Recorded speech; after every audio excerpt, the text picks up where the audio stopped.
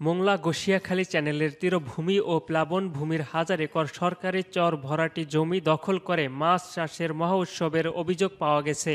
কথিত ভূমিহীন ও ভূমিদস্যুরা এসব জমি দখলে নিয়ে বড় বড় মাছের খামার করা সহ ঘরবাড়ি নির্মাণ করে বসবাস করছে। এতে সরকারের 1000 কোটি টাকা মূল্যের জমি বেহাত হওয়ার আশঙ্কা দেখা দিয়েছে।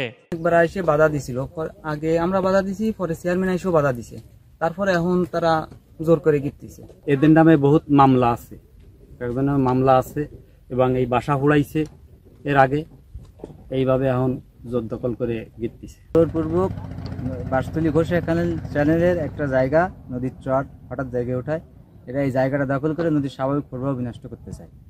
এটা যদি করা হয় তাহলে নদীর অপরপাড়ে ভাঙনের সৃষ্টি হবে, নদীর তার স্বাভাবিক প্রবাহ হারাবে, নাব্যতা হারাবে, যেটা উন্মুক্ত রাখার জন্য, নদীকে উজ্জীবিত রাখার জন্য সরকার হাজার হাজার কোটি টাকা ব্যয় করছে।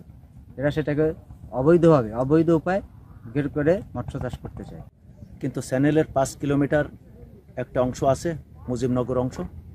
এই অংশে শত শত কথিত ভূমিদস্যুরা দখল করে একের পর এক তীরভূমি এবং প্লাবন ভূমি দখল করে মাছ চাষ করছে এবং নদীর যে প্রবাহ এইটা মারাত্মকভাবে বাধাগ্রস্ত হচ্ছে।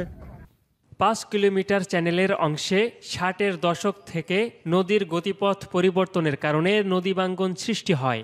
এতে প্রায় 1000 একর জমি সরকারি খাস খতিয়ানাভুক্ত হওয়ার কথা থাকলেও সেটি নিয়ে প্রশ্ন রয়েছে। এটি রক্ষণাবেক্ষণেও সরকারের ভূমি ব্যবস্থাপনা সংশ্লিষ্টদের নানান অসঙ্গতি রয়েছে বলে অভিযোগ দীর্ঘদিনের। নতুন করে মুজিবনগর পয়েন্টে ভূমিদস্যুরা আবারও নদীর তীরভূমি ও প্লাবন ভূমি দখল করে বেড়িবাঁধ দেওয়া শুরু করেছে। স্থানীয় প্রভাবশালীদের ছত্রছায়া গ্রামের শেখ ইলিয়াসের ছেলে শেখ বেলাল, রুস্তুম শেখের ছেলে শেখ মুকুল, শেখ শরীফুল, শেখ সাইফুল ও শেখ সোলাইমানের ছেলে শেখ আরিফ এবং মৃত শেখ মাহতাবের ছেলে মোজাফফর হোসেন বেড়িবাঁধ দিয়েছেন। সরজমিনে গিয়ে অবৈধ বেড়িবাঁধ দিতে দেখতে পান এ প্রতিবেদক সহ সাংবাদিকরা।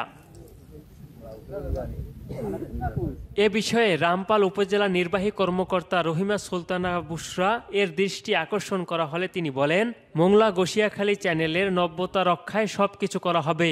সরকারি জমি অবৈধভাবে দখলকারীদের বিরুদ্ধে যথাযথ ব্যবস্থা গ্রহণ করা হবে।